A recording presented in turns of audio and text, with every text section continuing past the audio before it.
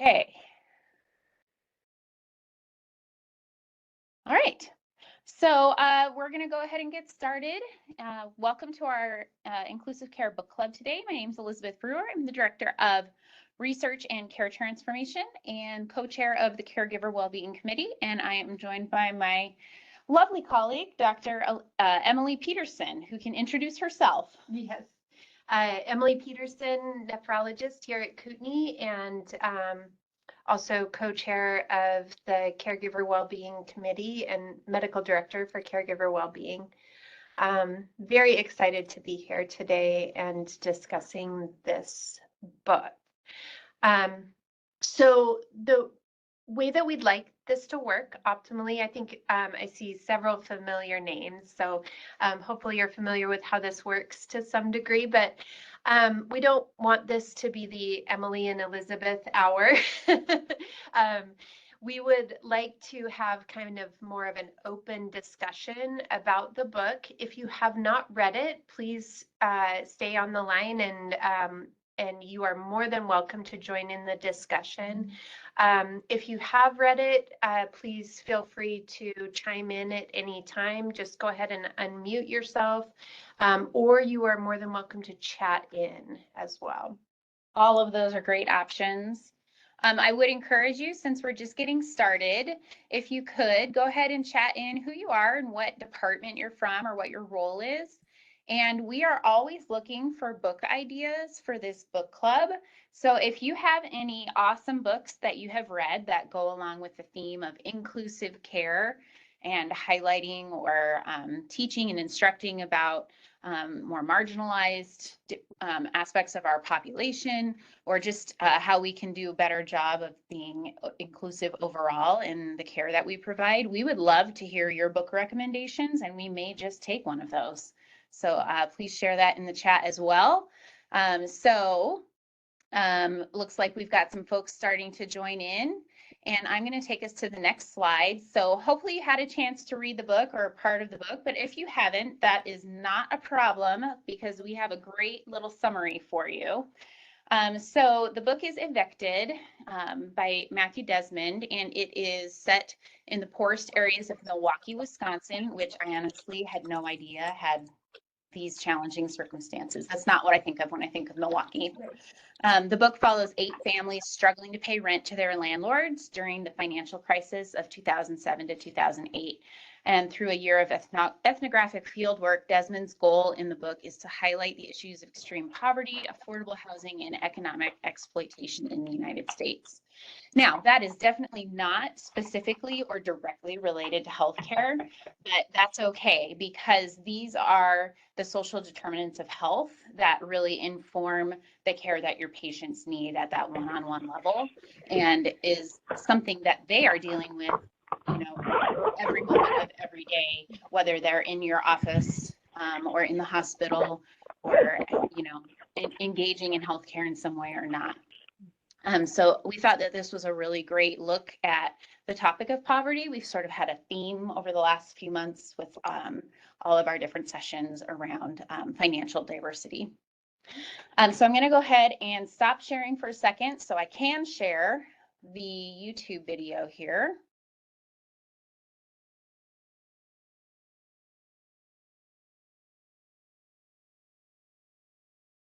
Maybe.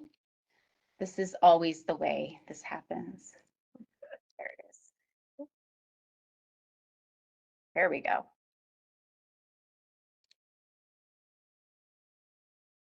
Okay. All right. We're going to watch a quick video that summarizes the book.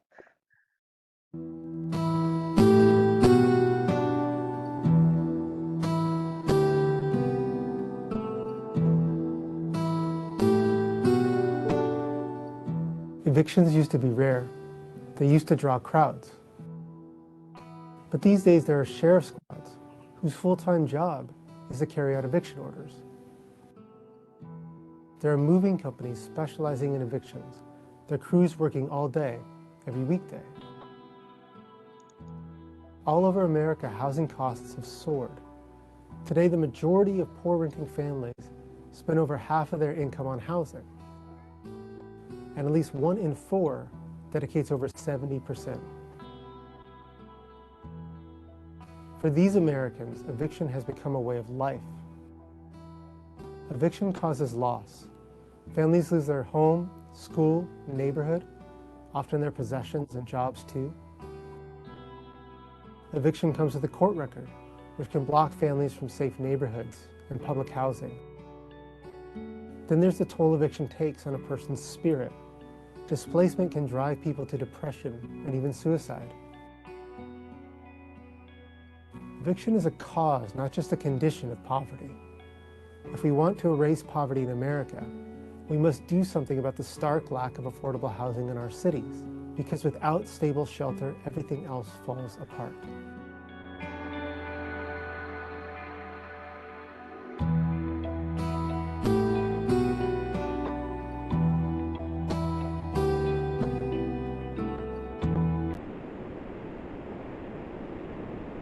All right.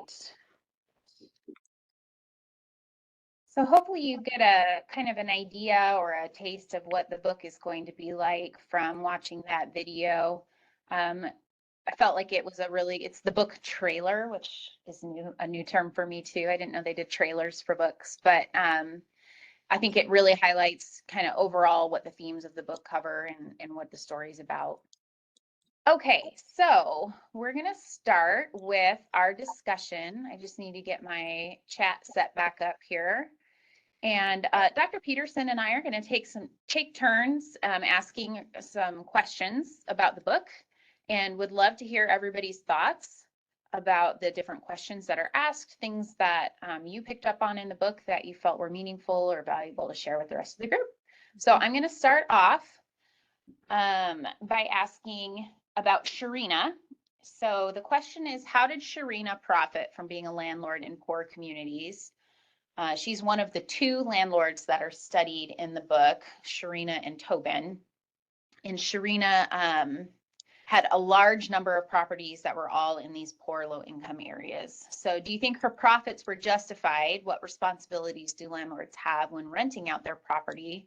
What risks do they take? And do you sympathize with Sharina? Why or why not? It's intriguing. Sharina was a very interesting character. Hard to know what to think about her. So I'll open it up first to the group. If anybody has thoughts about that and are willing to share, please do.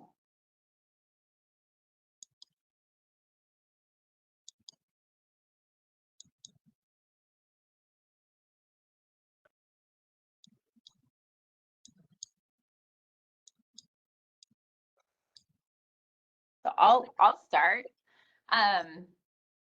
So at one point, I think they mentioned that Sharina's like her personal equity was like $2 million, all of the different properties that she owned. But what was more important to her was the rent that she was taking in every month and that cash flow. And she was taking in $20,000 a month in rent easily. And throughout the book, you hear about all of these times that Sharina's gone because she and her husband are in Jamaica or on different trips, things like that, which vacations are important.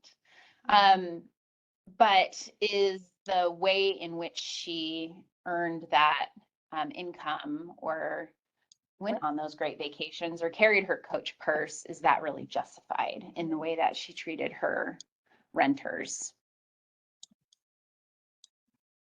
Yeah, I thought she was a very interesting personality. She was clearly felt like she was a savvy businesswoman, and she had found this niche where she could make a significant amount of money and was very good at it.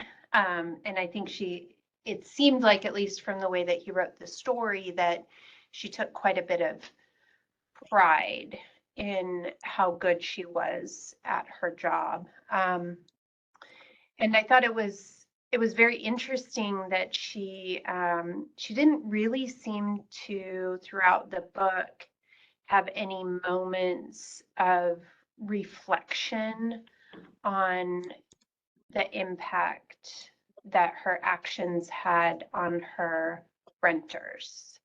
And she really didn't have any concerns about, and at the end of the book, they had a epilogue where he described his methods, and she welcomed him in to work with her. Apparently feeling like, what she was doing was interesting and worthy of documentation. Yeah. So I thought that was very fascinating, and there was no redemption throughout the book of any moment where she changed the way that she thought about it. Thank you. What other thoughts do you have out there?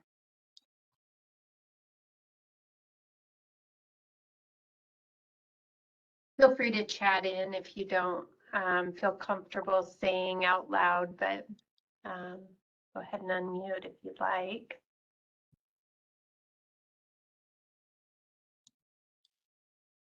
Do you think that landlords have a responsibility to their tenants to provide safe housing and ensure that their tenants are, I don't know, not put out in the cold, especially when they have, children? I see from Tony, it seems like she could have done more upkeep without sacrificing her own quality of life. Functioning sinks and toilets seems a reasonable expectation. Yeah, it seemed to me like every decision was made with a balance sheet in mind. So if the decision would negatively impact her bottom line and not improve her ability to collect rent, then it wasn't something that she was willing to do. Yeah. I think that what I saw interesting in Sharina was it was incredibly in the moment decision making as well. And based on feeling and emotion. She definitely did not treat every tenant the same. It almost was like, well, she just got back from vacation. Maybe she's in a better mood today, so very inequitable. But at the same time, Sharina is probably one of very few people that are willing to take the risk on these tenants and do so knowing that, like Tony just said, I don't envy her having to manage the chaos of her tenants' lives. That's overwhelming. If there weren't landlords willing to do this, these people may not have a place to go at all. Yeah. So that's, kind of the other way to look at it, but that doesn't necessarily make it right. Yeah. And I think what she talked about too is when tenants complain about things like non-functioning toilets, non-functioning sinks, broken windows, she didn't feel like it was something that she was obligated to take care of because they were often behind on their rent. And if they were behind on their rent, if they did complain to the fair housing, whatever the department, then she could evict them because they were behind on their rent and avoid that, the legal ramifications of retaliation. So it just felt like the system was really set up for her to be able to avoid spending any money on her properties. So Deanna says it's a sad thing when there is an affordable housing shortage for the tenants to live in a slumlord situation like that. And that was hard to listen to some of the stories that these families were in, and these are, real families. Right. So let's take a look at the next one, or maybe this was my question. This was mine. Oh, okay. Yep. Why do you think 90% of landlords are represented by attorneys in housing courts while 90% of tenants are not? What would you do if you were facing eviction and in need of legal assistance? And do you think attorneys should be provided to low-income tenants at no cost? And I think this, this book certainly changed my perspective on that question. I think before I would have read this book, I would have said, no, I don't see any reason why people would need an attorney for eviction court. But after reading this, it makes a lot of sense, because very clearly the landlords were taking advantage of the tenants not being there in order to be able to push their cases through. And if the tenants, I see a comment from Tony here, people don't know how to navigate their systems. You see this all the time with healthcare. It's very true. I mean, these tenants, like I was just saying about the retaliation law, they don't necessarily know that they have a case and can, stop the eviction, and that if they don't show up, the eviction, some of them even thought that if they didn't show up, the eviction didn't go on the record. Yeah. Right. But yeah, I think after reading this, it's a very heavily, the current system is very heavily weighted in favor of the landlords, for better or worse. I mean, I'm sure there's tenants who take advantage of landlords, but I think after reading this, I would definitely do everything I could to obtain a lawyer if I was in a landlord situation like that. And actually, I did when I was renting back in school. We left, and the landlord kept our damage deposit. And we didn't hire an attorney, but we did read a whole bunch of books about defending yourself, and ended up defending ourselves. But we had to go to court. But to spend the time, we had to, go back to a state we didn't live in anymore to go to court and fight this charge. It wasn't a charge, it was just he kept our damage deposit when it was not justified. And we ended up getting it back. But if we didn't have those resources, he could have just kept that money. Yeah. And even though he wasn't justified in keeping it, he would have kept it. Yeah. And so, so I think, I don't know, just having gone through that experience, I think I have a very, and reading the book for sure, have a lot of sympathy for people trying to navigate the court systems.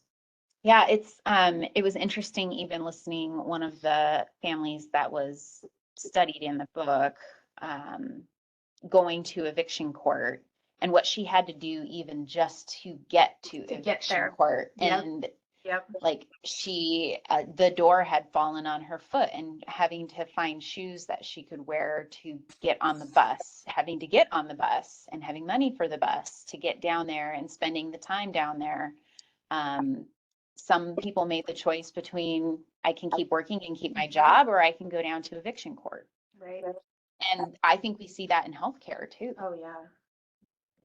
There's so many complicated systems in healthcare with Medicaid and Medicare, and and even coverage with regular health insurance for medications and things. I think it's a problem in all areas of business and industry, that people just don't know how to navigate the system. And if you're in an advantaged situation where you have the resources, you have the time, you have the money to investigate those systems, you're going to be in a much better place than if you don't. Yeah. Any other thoughts from the group?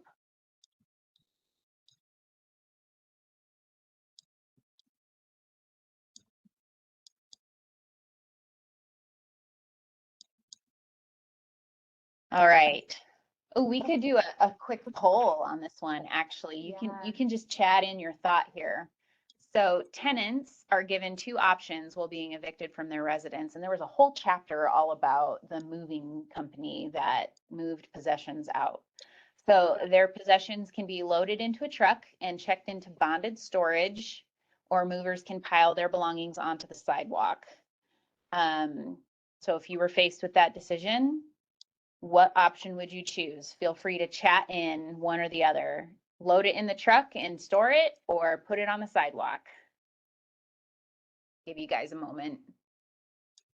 So there's pros and cons to both, certainly. The cost of having it in bondage storage, yes, you have to pay a monthly fee to have your belongings stored, and you can only be late so many times before it's gotten rid of.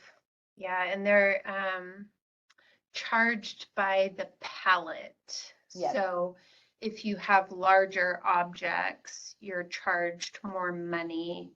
And you can't, if I'm remembering correctly, you couldn't just pay for part of it. Right. Like you had to either pay for all of it. And if you fell behind on your payments, then they just sold your stuff or got rid of it. Yeah.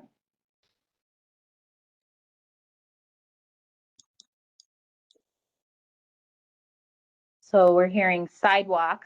If you can't afford to pay for rent, you can't afford storage. It's pretty true.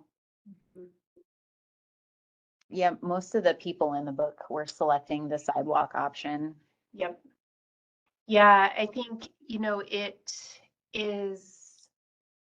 it was really hard with, children and children having to leave their possessions behind and not having their possessions. And mementos, like things that had not necessarily monetary value, but sentimental value.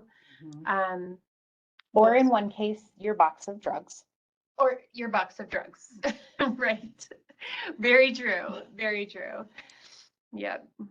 So, different challenges, and I'm seeing this come in through the chat too, with one way or the other, the loss of those items. If you needed them and couldn't get them out of storage or couldn't take them with you on the sidewalk, you'd have to pay for them again. So cost either way, really. And this is in Wisconsin, so depending on the weather, sidewalk may not even be an option. Right. And then the challenges of putting things on the sidewalk is where do you go next? If you don't have a plan or it was unexpected, because even though there was notice, not everybody knew when they were going to be evicted, or if they couldn't yet still work out a deal. Right. So it was often very sudden that they had to make this decision. They were coming in with the movers, like people were in the middle of making food on the stove. And yeah, and then I mean the next place you go, if you don't have any of your things like your bed or your chairs or your dishes, the next place you go, you're then faced with trying to purchase all new things to replace what you need. So it's I think that's a really, really hard decision. I think I agree with Tony, I would try and swing storage as well, but I think, eventually if you don't find a place and you run out of money, then you lose all that stuff anyway. yeah, So, hard one. yep. Okay.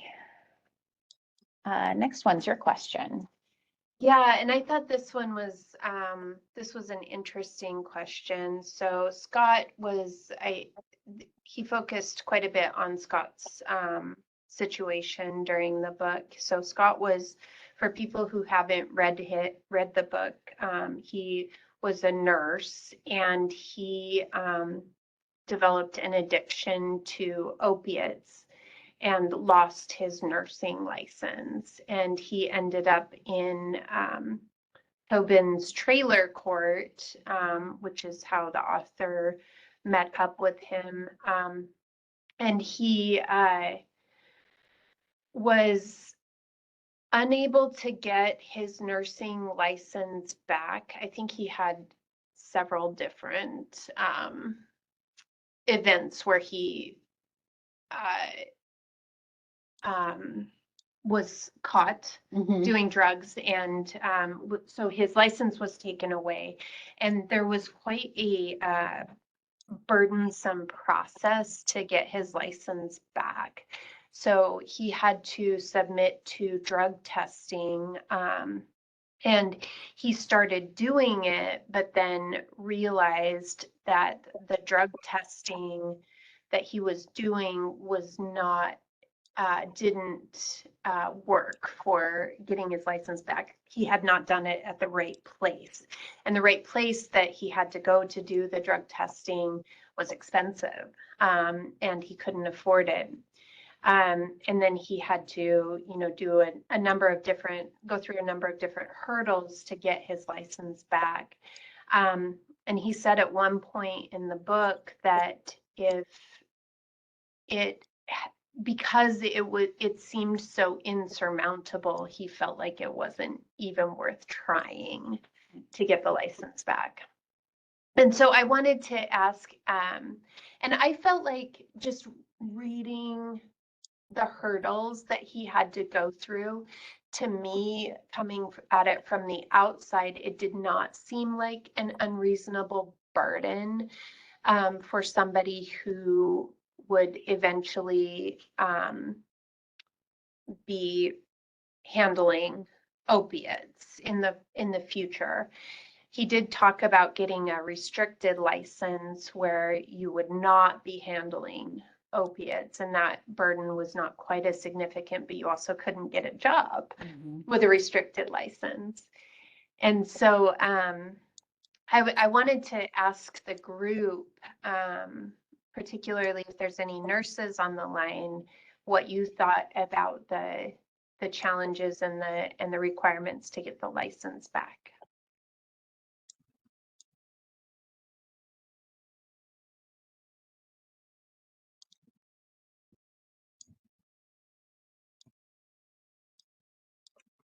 I know there's a couple nurses on the line. Sure, I can see their names. I don't know if everyone's read the book, but I did think, and you feel free to chat in as well. I thought it was interesting how much progress Scott actually made in his recovery and his progress to get his license back when he was able to get subsidized housing. Like, his life really turned around after that happened. Like, he made some small efforts when he was living in the trailer court, but really nothing sustained. But once he had a safe, stable housing situation, and had some, I thought also a part of it was having some responsibility as a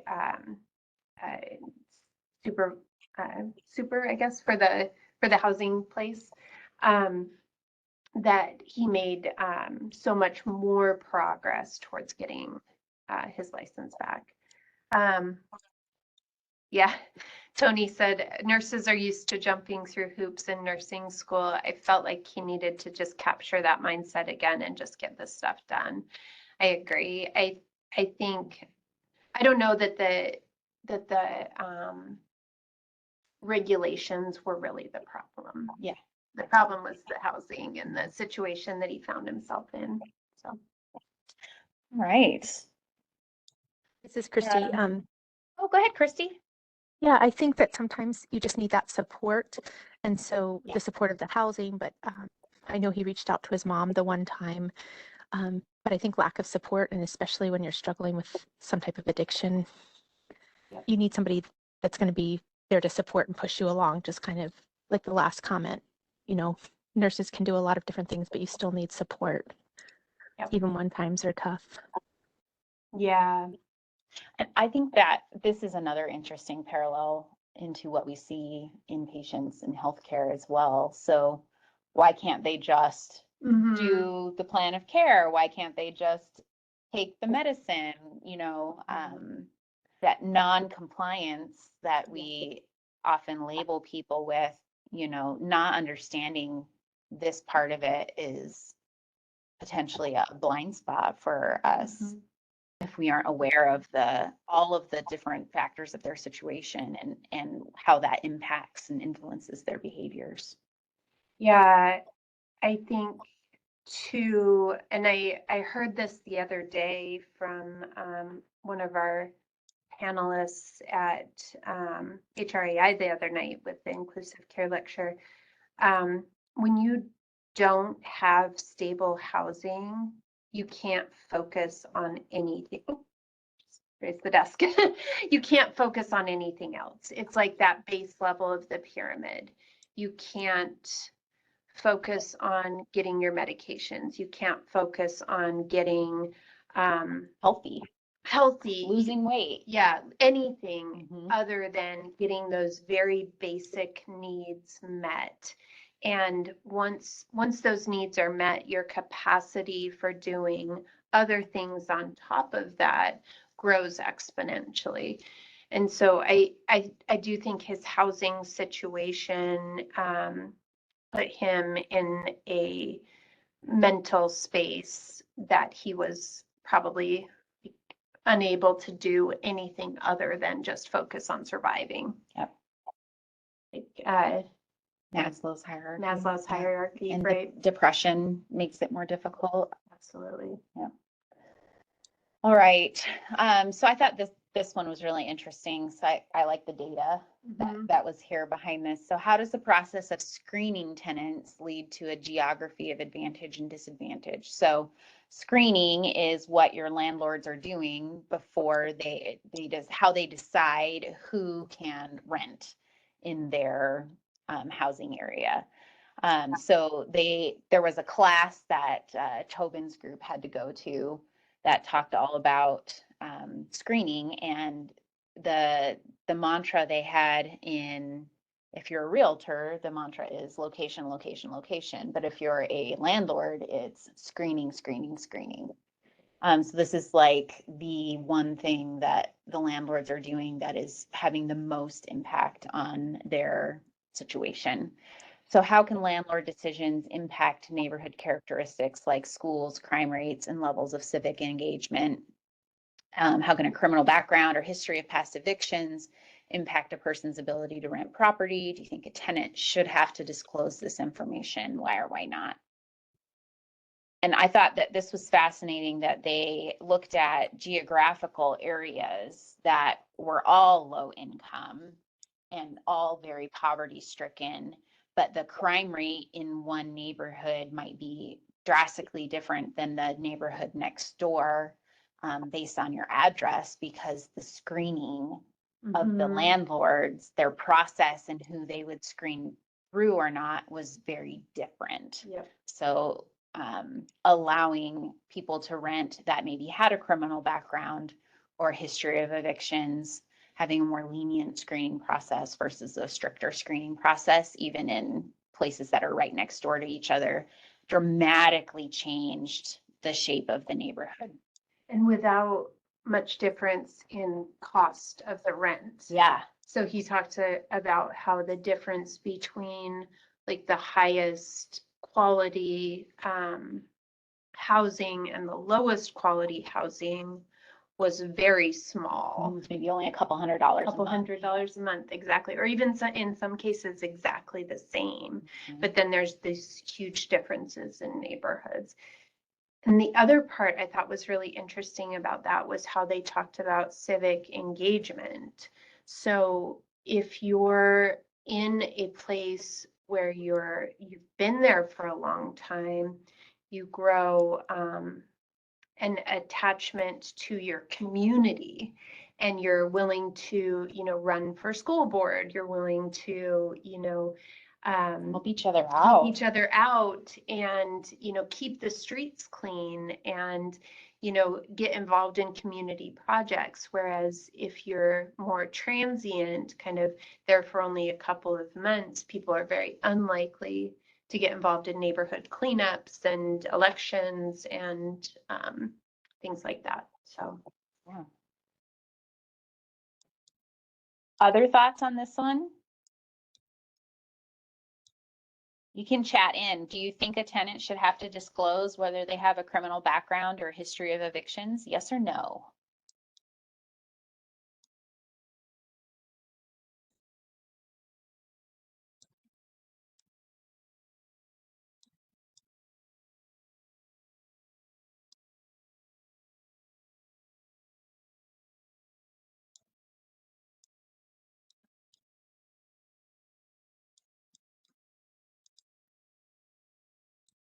I think that's it's a hard question. Having because I feel like you should probably have to disclose those types of things if someone's going to be, providing you with access to their property, right? Yeah.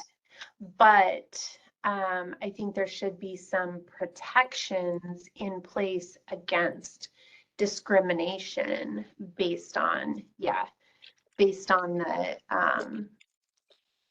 the criminal history or eviction history. There should definitely be protections because, I mean, once they talked about this, once you get into that cycle of evictions, you can't get out, especially if you're spending more than 50% of your income on a property, trying to get first month's, last month's, and damage deposit together to get a new place is next to impossible.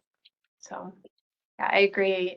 Michael, I've been a landlord. I have never been a landlord, but I feel like that's something that, I don't know, it should be disclosed, but I think there should be some protections against discrimination. Yeah. Jan said it can be a form of discrimination. Absolutely. Yeah, Christy said people don't tell the truth, unfortunately, exactly. which is pretty true. Very true.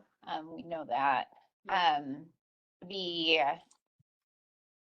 cycle that you talked about and how it really impacted whether they could rent again, and then finding out that 70% of the agreements between people were not actually written down on paper. Yeah. And Tobin didn't even keep track of how much people owed him Mhm. and had this very nebulous idea of what people owed him. And sometimes he said they owed more, and sometimes he said they owed less, just based on how he felt at the moment. I know. So, yeah. So, having to disclose this, how reliable is that Right. information even? Right. And right. and how do you take that to court or not take it to court? That's really frustrating. The system is broken. The system is broken. Yes. Yes. Okay, we're going to move on to our last question. Doesn't sound like this book covers the other side of the damage tenants cause intentionally and unintentionally, and without assets, there's no recourse. I had one tenant do $60,000 in damage and leave. Yeah, no, I completely agree with you, Michael. I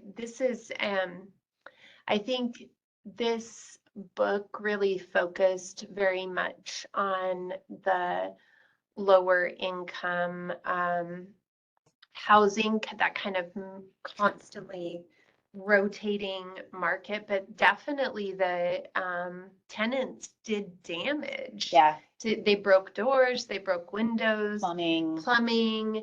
These things definitely did happen. And I think it's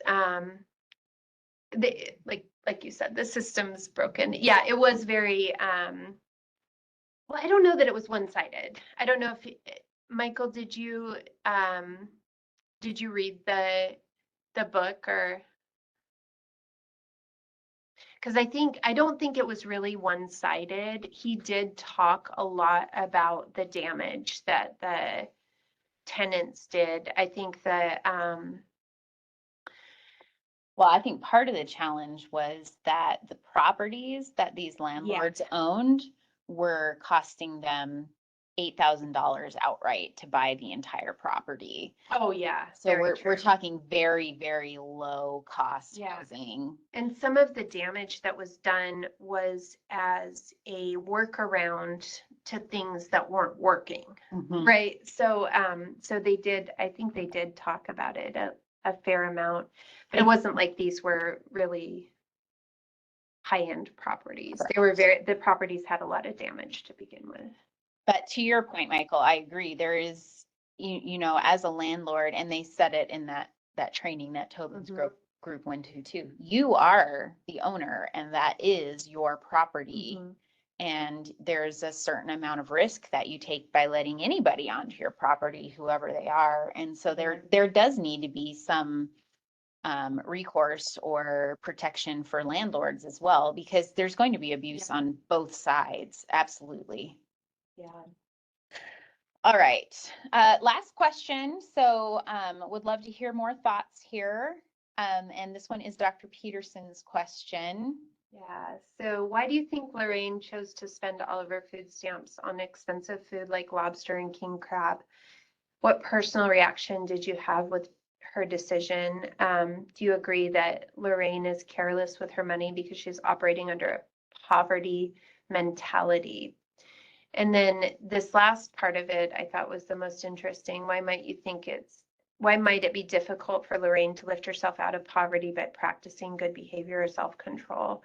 And I thought he did a really very sensitive job of describing what it was like to live in this type of situation where you're spending so much of your monthly income on rent. So she was the one, she was the person who lost her housing because she chose to pay her gas bill instead of her rent so that she could have a hot shower.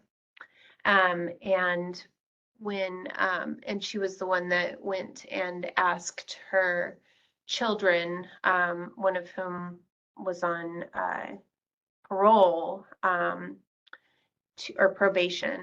I think I think she was on probation, for money to pay her rent, and ended up losing her place anyway.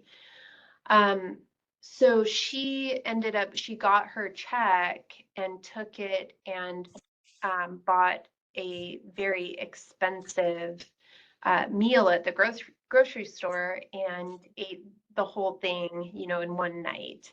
And he talked very kind of in detail about that decision on the surface is really hard to see and you know, hear about and listen to, and you kind of create a judgment on her for kind of frivolously spending her money that way. But when he really broke down what would have happened if she had saved that money and not gone and got some, you know, really good food with it and had a good meal, even after a year of saving that much money, she still wouldn't have enough to cover a month's worth of rent or, you know, anything that would have any ability to lift her out of poverty. And so her perspective was, you know, why not at least enjoy myself for this one day and have this enjoyable thing? And I think it was the same thing with the hot shower. Why not at least have this one thing that makes me feel like a person if it's not going to matter anyway in the long run? Yeah. So I thought it was a very sensitive and insightful way to describe that decision.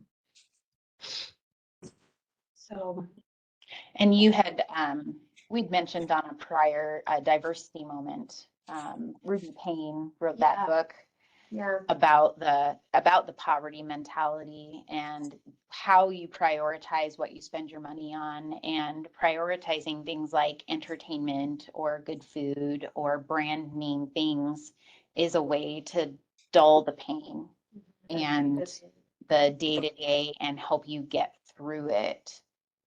But this whole thing, reading the whole book, is just such a terrible cycle. And I can't describe it in any other way. It feeds itself in such a negative way. And it really is so impossible to lift yourself out of it. Yeah. Without help. Yeah. Yeah. And Tony said treating yourself felt like having some dignity for the Yes. night, but a rough cost to be searching for food the rest of the month. Yes. Yeah. Exactly. Yeah. Yeah. For sure. That dignity aspect of it, I think that's a really insightful word to use, to feel just like you're comfortable. You're feeling like you're taking care of yourself, or that you're living like the rest of the world and not in this terrible situation. All right. So what's next? Matthew Desmond, he wrote a second book not too long after this. It's called Poverty by America. And he had some thoughts on how we can end poverty, which is good because after reading this book, I felt like it was pretty hopeless. Right. So I'm going to stop sharing again, and then I'll pull up the YouTube video.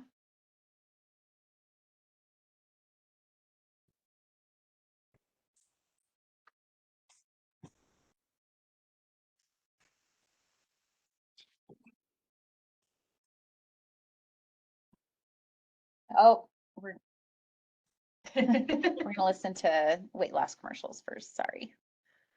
Skip ads. There we go. All right, here it comes.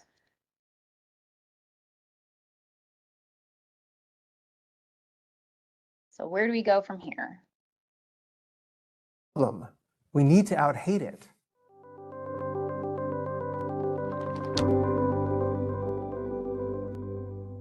I wrote this book because children by the millions are not getting enough to eat in the richest country on the planet.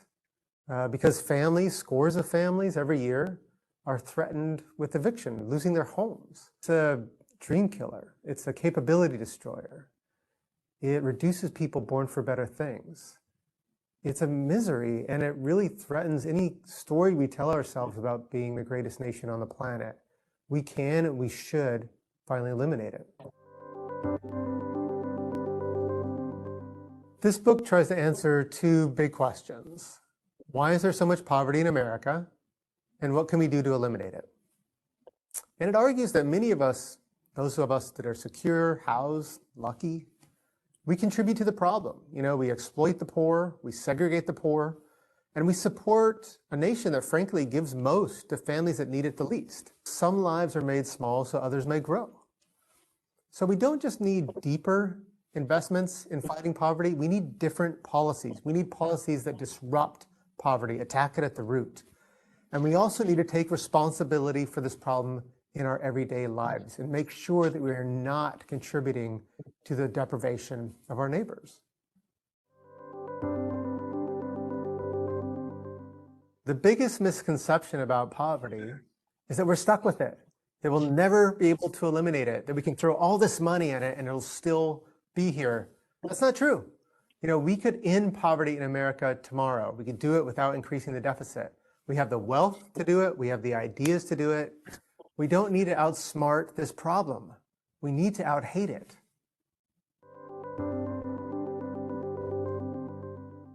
We can get involved by striving to become poverty abolitionists. This entails conducting an audit of our own lives, personalizing poverty, by examining all the ways we're connected to the problem and connected to the solution.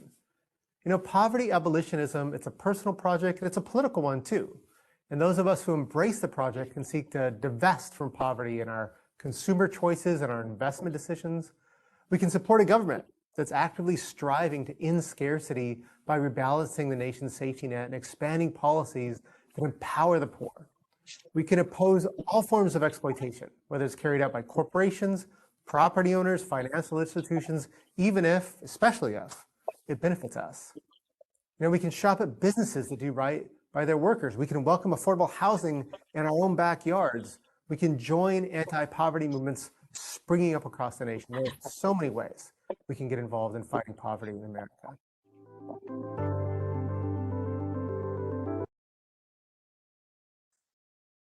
Right.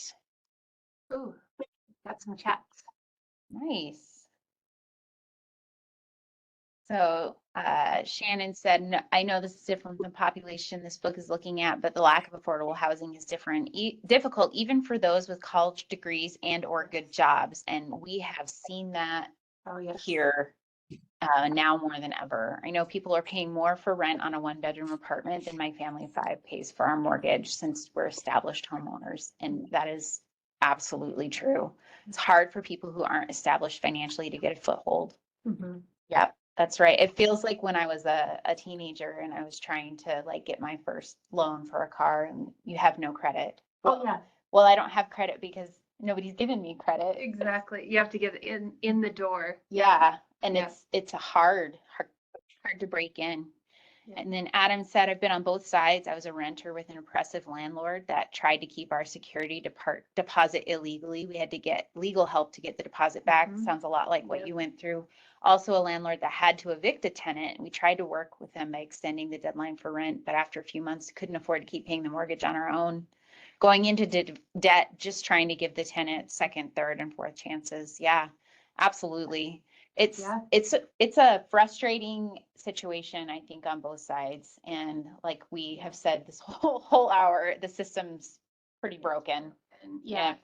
And I think, I don't think the book was saying that being a landlord is a bad thing. Mm-mm. And like you're inherently a bad person if you're a landlord. That's not what the book was saying. Or the other side, Or that the the other side. tenants were bad people. We're inherently bad people. Just that the system is set up that To if get the you're- results it gets. yeah, to get the results it gets. Exactly. And I can't even, there's a reason I have not wanted to do rental properties. I imagine it's an extremely difficult thing and people take advantage of landlords, best intentions. As soon as they, offer relief, there are a certain subpopulation of people that are just going to take advantage of it and keep Yep. pushing.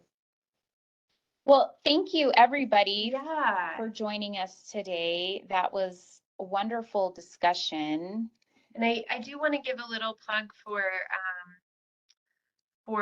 Matthew Desmond's nonprofit organization. If you have a moment just to take a look, if this is something you're interested in, he has an organization called Just Shelter, and you can just Google it. But he has a lot of opportunities for involvement in affordable housing crisis nationwide. So something to look into. Excellent. Yeah. And one last plug, next week we continue this theme that we've been on for the past few months with our next Schwartz Round session. So that'll be June 23rd, Friday, this same time, noon to 1 p.m.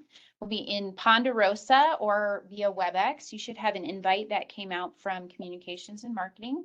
But we'll be talking about economic distress and the emotional impact of financing care. So as caregivers, we see this economic distress play out in front of us all the time, and how that may impact our patients, but then how it also impacts us, and it causes that real moral distress in not being able to provide the care we know that patients need.